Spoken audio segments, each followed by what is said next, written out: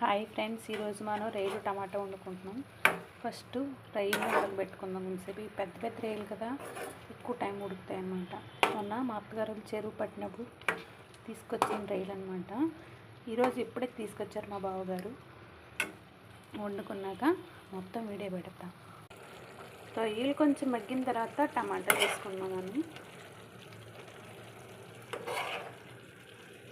టమాటాలు ఎగిరిన తర్వాత ఉప్పు కారం వేసుకుని, ఎగ్స్ ఏమైనా ఉంటే ఉడకబెట్టుకుని ఈ కర్రీ తింటే సూపర్ ఉంటుందన్నమాట.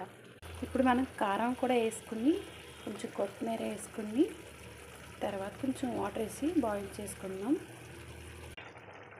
ఫైనల్గా కర్రీ రెడీ అయిపోయింది.